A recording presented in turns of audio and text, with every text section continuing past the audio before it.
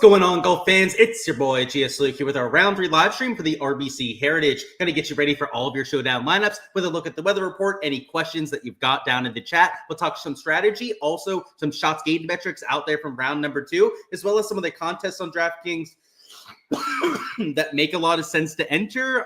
Still maybe not feeling the best, but we're going to go through all that action that you need, as well as some contest selection and lineup construction towards the end. So by the end, you'll be an expert on what to expect, and we can hopefully make moving day a good one. So any questions that you've got, feel free to go ahead and fire those down in the live chat, but we're going to touch on all the basics as you're usually seeing here. But anything that you want me to fill the gaps in on, whether it's player deep dives, that sort of thing, just go ahead and let me know. But we already got Goku Luck down there, C. Floyd as well. Hopefully you're having a fantastic Friday. I've got to say, it's been a good first 2 days of the week so far. Some profit on the prop side overall over the first few rounds. And our main slate exposure is looking really good after the first 36 holes. So we'll see if it can hold up over the weekend here, and if we can add some showdown profits on top of that. We got Sites, who is sweating first place in the $5.20 max. That's a good place to be after 36 holes, so best of luck to you. We got Jay Ramos down there with the big Luke gang. We got the Peach as well. And Darren says that he won the $100 winner-take-all today.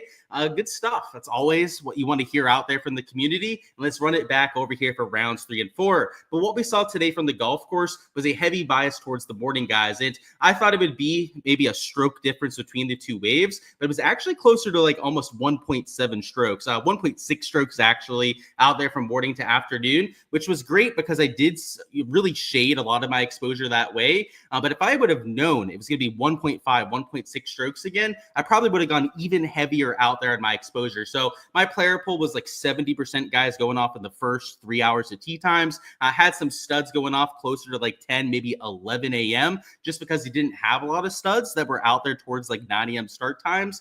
We talked about that yesterday. That's what I went with a lot of my exposure, and it turned out rather well out there in my lineup. So hopefully you guys were able to take advantage of that same kind of thing yourself. And tomorrow we are getting two sums off of hole number 1. So it's going to be the same kind of tee time situation that you had for Thursday and Friday. And the weather looks, and this is for Corrales actually, I was doing some prop research before we got on the live stream here, but if we go over here to Harbor Town, bring up Saturday and the HRRR, you'll see that the wind gusts are pretty persistent, but the sustained winds are going to get a little bit stronger over there in the afternoon hours, and you're going to have the golf course baking out because it is completely sunny the entire day, and also going to be a lot warmer like what you had for today's round.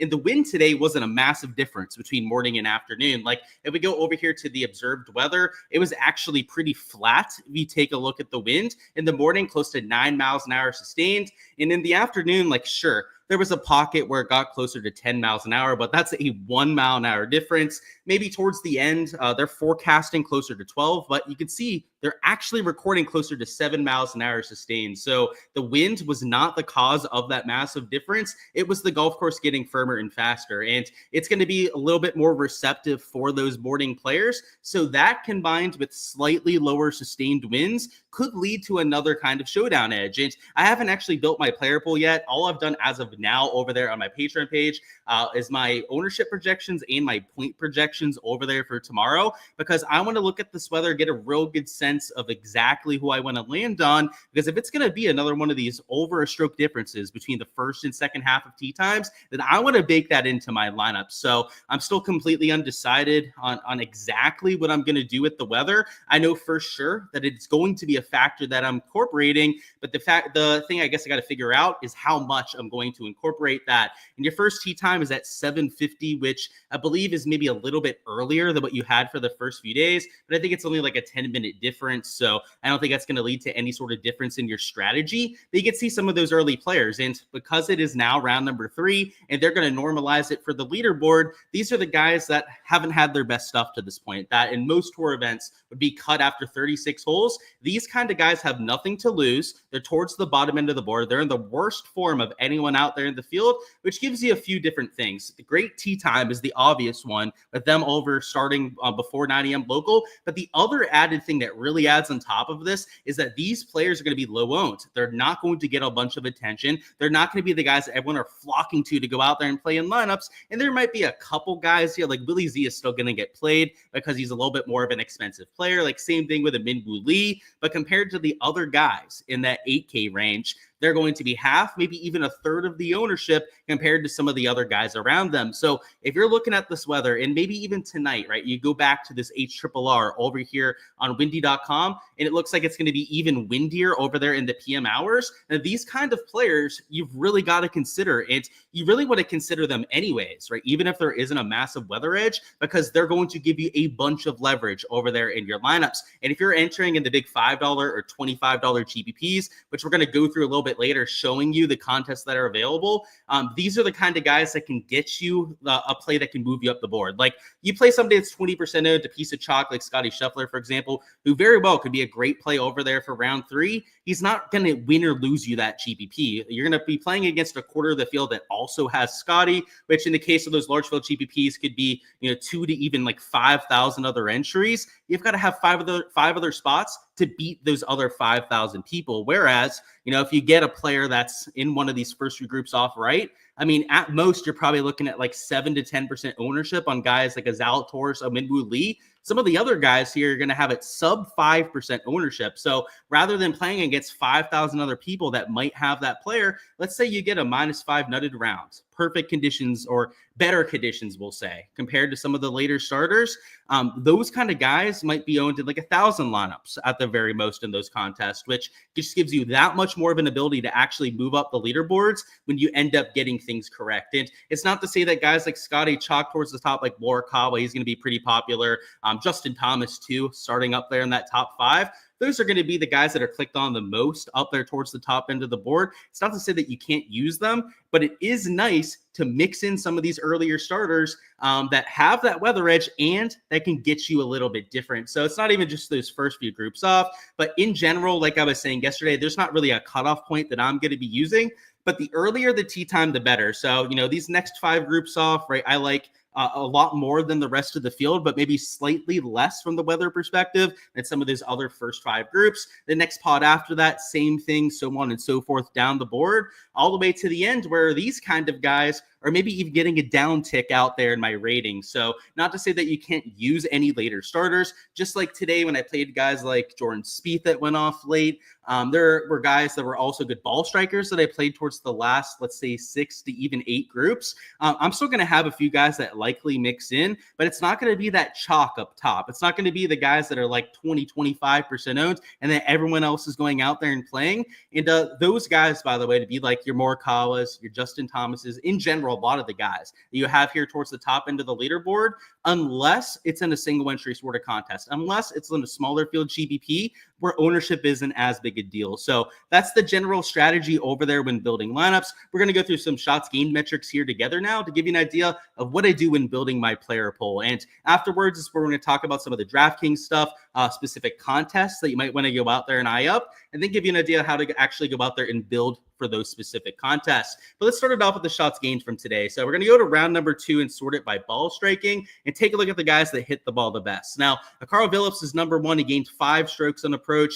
That is not something that he's going to do every single day. So though the approach play, the off the tee play are stats that we really like to see popping into the positive, we've got to be realistic sometimes with these players. Like a Carl Phillips, that's a once in a month sort of round out there with his ball striking. I don't think he's like the worst play in human history, but because he's there at T13, he's going to be teeing off later, maybe not the best conditions compared to some of the guys going off earlier. He's not the kind of guy I'm going to use in showdown lineups. So when we're looking at the ball striking stats here, it's not always like the top few guys up here that you want to consider. Like maybe a Berger or Dietrich would be a little bit sneakier, but Berger, for example, I've got well over 10% ownership tomorrow, so I think people are going to go out there and play him. A Dietrich is a little bit sneakier. I've got him about average ownership, though, compared to some of the other guys around him. The guys that I really like when looking at these sort of stats are guys like a Davis Thompson here, a Denny McCarthy, a Sepp Straka, that all gain decently with their ball striking, all over 2 strokes per round with all 3 of them. But look at the right 2 categories. And these are the short game categories that we also like to reference,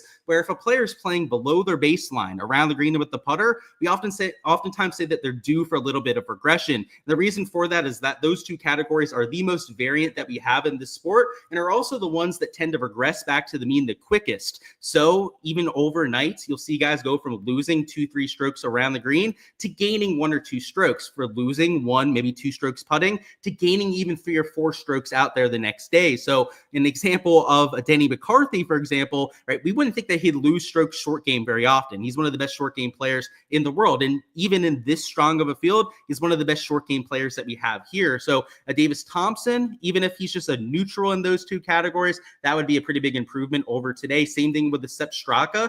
And the idea here is, because the ball striking is a little bit more consistent, you hope that you can take that out there from day to day and then maybe have that short game come around for you. And when you do, when you have that short game and that ball striking working together, that's where you can get to a nuclear round. And not everyone has the ability to shoot a nuclear round. They've got players that are too conservative, guys that aren't really capable of gaining across all 4 categories. Some are just short game specialists. Some are guys that really don't ever go out there and gain putting. But guys like Thompson, we've seen spike putt before, go out there, win tour events. Guys like Denny McCarthy, we know he's a spike putter. Sepp Straka too. I mean, to multiple time tour winner out there. These are the kind of guys that I will take for a little bit of a bounce back. And because they're not starting in the top 10, top 15, like guys like a Carl Phillips, they're also going to be a little bit lower owned than some of their peers. Now, McCarthy, maybe not so much. I have McCarthy, I believe, a little bit over 10% ownership. Those are my projections, by the way, not the Ship It Nation ones. While I do my content over here, right, I have my own site, my own projections that I'm publishing myself. So just like to add that asterisk. So, I'm not putting Ship It on the line out there for my projections. But like Denny, I've got getting some ownership. He's a little bit more popular than I'd like for a 7K range guy. But in those smaller field GPPs, some of the smaller field single entries, you can easily make that sort of player work. But in the large field GPPs, I like to get a little bit more creative with these guys further down the board. A few other guys that kind of stand out from the shots gained perspective would be a Jaeger and Akshay Bhatia. Both of them gained over 2 strokes ball striking, but lost shots gained with the around the green and putting. Over 2 strokes putting, actually, with both of those players. You have Sunjay Im, was a decent ball striker as well. Pretty consistent across both categories as well, but lost about 1.5 strokes with the short game. Who else kind of fits that mold? And I guess those are really the poster childs there, the ones that gained in both ball striking categories and lost in both of the 2 short game categories. Kind of encapsulates what I'm looking for out there in players. Another thing I like to look at are guys that gained a whole bunch of strokes putting, just so I kind of know who to avoid, because it is very difficult to go out there and back this up day to day, especially if you're like a Billy Ho here, who not only gains 3 strokes putting, but also over 1 stroke there around the green. So that reeks unsustainability, the kind of guy that I'm actively looking to fade. A Matt McNeely, likely not going to make my player pool either. A Cam Young, though he's had really good course history around here, I never want to play a Cam Young that's carrying himself with the putter. So in general, I don't want to say I'm fading everyone towards the top end of the board. If their ball striking stats are good enough and they're low owned, which I can't imagine if they had good ball striking stats, good putting stats, that they would be low owned, right? They're likely going to be towards the top and a piece of chalk. But there can be exceptions to this rule. It's not the end-all, be-all out here with these shots gained metrics, but they can help you in finding your player pool and who you actually want to go out there and use. And these around the green poppers could be players that you want to kind of hold against a little bit, maybe, use as a little bit of a red flag on these sort of players, especially if their shots gained ball striking wasn't up to snuff. So, for example, an Adam Scott doesn't set up the best in terms of the shots gained. So maybe the kind of guy that I would only use if he's going to be super low owned. Who else? So Russell Henley doesn't have the best stat profile there. And I can tell you right now, because he's tied for second, that there's no chance in hell that he's going to be low owned. So with this kind of stat profile where he lost strokes ball striking, but then gained over 2 strokes short game, that's not the kind of guy that's going to make my kind of player pool. So that's how I use the shots gained metrics. Obviously, doesn't have to be exactly how you incorporate it yourself, but I'd like to give you guys an idea of my process, what I'm looking for out there in players, to maybe take a nugget or two and go out there and incorporate it into your process. So let me see if you guys have any questions for me in terms of player deep dives. If not, we're going to transition into the strategy side and what you guys can do in terms of your contest for tomorrow. Okay, no questions, so we're good there. But we do have Wins a lot down there in chat, an absolute legend. Welcome on in, my man. I got my water here. Cheers to you. And by the way, guys, if you haven't already hit that like button, go ahead and do so right now. So if we don't have any specific questions, I'm going to move on because we pretty much talked about all I want to there. When building my player pool, I have 4 things that I'm looking for. The ball striking poppers be the guys that gained 1.5, 2 strokes ball striking that I can find at low ownership. I play guys that have short game regression coming to them. So, maybe not quite to that 1.5, 2 strokes ball striking, but, if they were into the positive in the ball striking, but then the lost, let's say like 2.5 stroke short game, those are also players that I will incorporate into my player pool. And then I've got course history guys that I use. So players that have played well around this course. Harbour Town, by the way, is a very sticky course history course. So I'm going to be using that quite a bit this weekend. And then also I look at some high upside players. So guys that have a high birdie percentage, high par 5 scoring rates, that sort of thing that can go out there and make you 7-8 birdies in a round. Because as I was mentioning before, not everyone can go out there and shoot something super low. Like there are guys that are more conservative that have much less firepower than, let's say, I think a perfect example would be Rory McIlroy in full flight. Now he's an elite tier player, so maybe not the best example, but like Wyndham Clark, he's not like a top 5 player in my opinion. He's more so closer to 10 to 15 in my true official World Golf rankings. But if you're looking for a spike round, a nuke showdown performance, I mean, there's almost no one else I'd rather have. Like maybe Scotty because of that consistency. But if you're talking about going out there and making 8-9 birdies, getting like 3-4 shots gained with the putter, Wyndham Clark is that sort of guy for me. So, you use these shots gained metrics to try and find some of those low-owned players. And the other aspect that you want to consider out there with your player pool is the kind of contest that you're going out there and entering as well. So we're going to transition to this over into the DraftKings side and show you guys the kind of contests that are available because kind of like yesterday, the contests are the exact same size. So the big 555 is a 150K contest. Still super top heavy there. The Sand Trap is a 4th to 1st place. I believe the same exact payout structure is what you had out there for round number 2. The long drive is a little bit bigger. So I noticed this over here, but the payout structure is worse. So though it goes from about a 20K prize pool to 25K, it does lead to it being a little bit more top heavy. So it's a 5th to 1st place as opposed to I think it's 15% that they were going with. So it's now, a whole 10% increase out there to 1st place. If you like a top heavy single entry, I guess it could be your kind of thing, but I do prefer when they have it with the old payout structure. You have this 4-entry $250 contest. It's still a 5th to 1st place, which is a little bit better than some of the other GBPs, right? It's only 20% out there to 1st place. 15 to 20% is what you should be looking for at the very least if you're looking for a sustainable contest. This one here is a 5th to 1st place, so also it's a little bit bigger than what we had for yesterday. But the unfortunate downfall of that is now that they're making it 10K to 1st. It's much more top heavy than yesterday. I think it was an 8th to 1st because it was a 40K prize pool and it was only 5K to 1st place. Sure, it's a shinier prize up top. It's going to lure in a lot more casuals into these sort of contests, but there's a reason why the casuals play them, right? They see those big dollar payouts. They only enter like 2-3 lineups into there and they get killed by all the sharks that can enter 150, right? Remember, this is a 150 max contest. And unless you plan on entering more than 50 lineups, you're probably donating, entering this $5 or $25 GPP. So I would stay away from this for the most part. And in fact, because it is so top heavy, I won't be playing in this $5 150 max myself. So it'll be the like $100 single entry, maybe the $200 single entry if I can find some of those. And then this $33 one here. So this is the dog leg. It is a 10% to 1st one. So that is a better payout structure contest. You have the $12, so that's the albatross that they'll have posted. And then I'm looking for the $10 18 max, and I don't see that one posted right now. We actually do have it over here. So this is the full round special. This is, in my opinion, the best contest as of today that you can go out there and enter. And it's 18 entries, $10 a pop, so $180 to go out there and max enter. It's 10% to 1st place, and then 10% of that over there to 10th place. So if you're looking to be a player that can actually take their bankroll from slate to slate, not have to go out there and deposit every single time you want to go out there and play, these are the kind of contests that you enter. And the reason I say that is it's still hard to go out there and build good lineups, right? Find plays that can go out there and spike for you, but it's a lot easier to go out there and get something back for your money when you're not playing against 10,000 other entries. And especially when you're not playing against 150 maxers that can cover a whole bunch of outcomes. I mean, my player pools were routinely around like 30 players over here for Showdown, which means I'm going to have a lot of different combinations to play against you, especially if you're a shark that's playing an entire set of 150. Now, I'm closer to 50. I don't go the full 150 for every single slate. It's just kind of overkill for me with 4 slates every single week.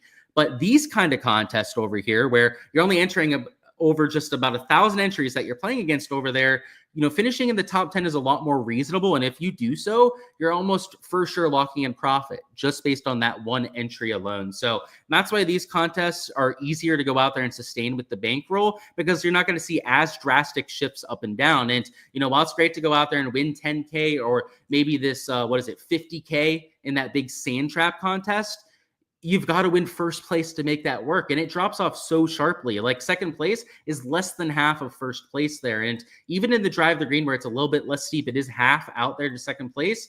The one after that, third place, is less than half of what you have for second place. So, that sort of steep drop off is what you want to kind of avoid over there with your payout structures, and will lead to much more sustainable long-term results. In terms of building lineups, a lot of what we said for round 2 is what can be said for today. It's mostly about the leverage game, making sure that we have enough low-owned guys in our lineups to offset any sort of chalk that we're taking. You want to mold this for the kind of contest you're entering, and that kind of segue we made from the player pool section, where you're going out there finding guys to go out there and play. Those kind of players, if you have a lot of chalk in your player pool, then you might want to go out there and play some of the smaller field stuff, the 200 to 1,000 entry sort of GPPs, where you don't have to get super different to the field to beat 10,000 entries. Right? If it's only like a couple hundred people you have to go out there and beat, it's a much different prospect than going out there and taking down that 10,000 or 50K prize pool. So that's why my player pool, I haven't built it quite yet. I can already tell as of right now that I'm going to have a lot of pivots that I like, especially if I think the weather could be a little bit of an edge again. Maybe a stroke advantage. That's kind of where I have it. It could be a little bit less than that because your more talented players are going to be going off later. So maybe like a half a stroke advantage at the very least, up to a stroke advantage is what I would expect to see out there. That's going to put me on a lot of the guys that are lower owned, and hence might make some of those larger field GPPs make sense. So in those sort of builds, you really want to be forcing in those lower owned players so that when our guys hit, they can actually give us some utility in moving up the board. So up top, it might be, tempting to play a $13,000 Scotty Scheffler, heck, maybe even a Morikawa with the kind of form that he showed for today. I'm tempted in the large field GPPs to go with your Obears, maybe even a Xander Schauffele that's a little bit lower owned, to try and get some differentiation here. Now, you don't have to get that cute up top, right? You can still take some chalk. So for the sake of this, I'm going to throw in a Morikawa who isn't the whole 13K price tag, so it doesn't do as much damage for our actual salary. So let's throw in Morikawa there, but he is still chalk, which we're going to embrace for the sake of this large field GPP lineup, just to show you how to navigate that a little bit further down the board. For our second man in, we're probably looking for a 9K guy at the very most. Maybe even the top end of the 8K range is a better landing spot for our second man in after starting with a guy that's $10,600. So I'm going to throw in a Sepp Straka there, who is already kind of a pivot. And I'm going to stress kind of because he's still going to be about 10% owned, at least in my ownership projections. But compared to some of the other guys around him, like, for example, a Wyndham Clark's going to be a little bit higher owned. A Tommy Fleetwood at $9,100 might even be double the ownership of what you have with the Sepp Straka. It's going to give us a little bit of that differentiation, which will open up some flexibility a little bit further down the board. So we're at about $7,700 remaining for our last 4 spots, which means we could probably squeeze in another 8K guy if we wanted to. And you'd be real tempted to maybe want to play Wyndham Clark, as we've mentioned, Brian Harman there, over there at -7. But because we're entering for the large field GPP, I'm always going to be mindful about ownership. And maybe even a Robert McIntyre would be a guy I would want to go to, just because he's going to be lower owned than all the other guys around him. And today had a bounce back round, didn't have his best stuff out there on Thursday. But if today was any sign of things to come, the ball striking was rather impressive. So let's throw him in there. For our fourth man in, we're about 75 remaining for our last 3 spots. So we might be able to afford like a Justin Rose in this sort of build. You can see here, sure, Morikawa is going to be a little bit popular, but I'm building around those earlier tee times. These guys at T41, T46 aren't going to be the first few groups off, but they're going to have much earlier tee time than these guys out there in that top 10.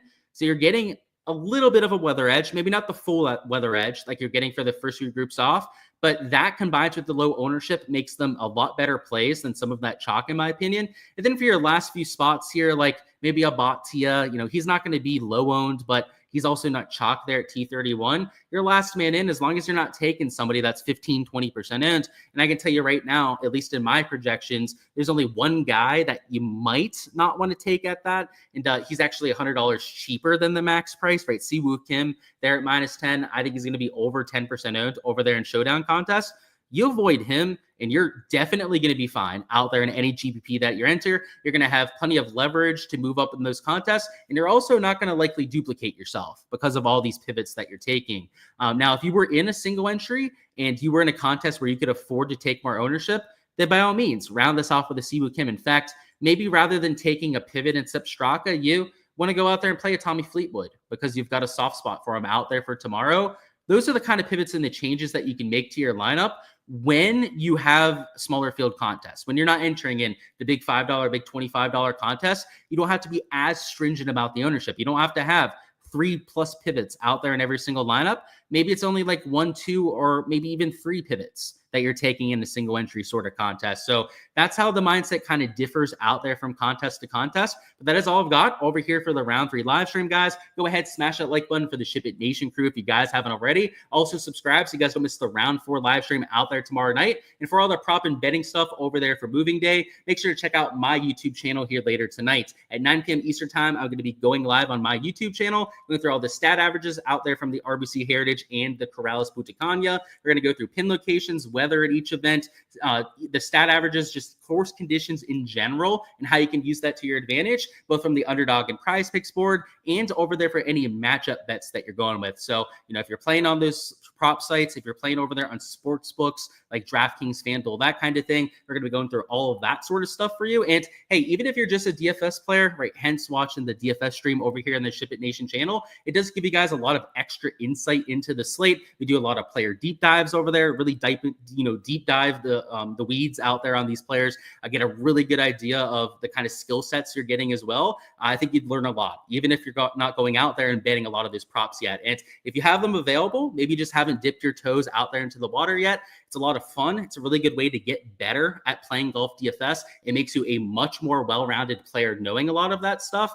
You might want to check it out for that reasons as well. But that's all I've got, guys. Smash a like button if you guys haven't already. My YouTube channel, by the way, is GSLukeDFS. That's where you can find all of my content out there from the prop and betting side. And over there on Twitter/X, I post a lot of tweets over there with extra info for the slate. I'll post some weather updates, and I give the announcements on when it's going live for the prop and betting stuff. So make sure to check all of that out. And let me see if there's any last-second stuff to go through.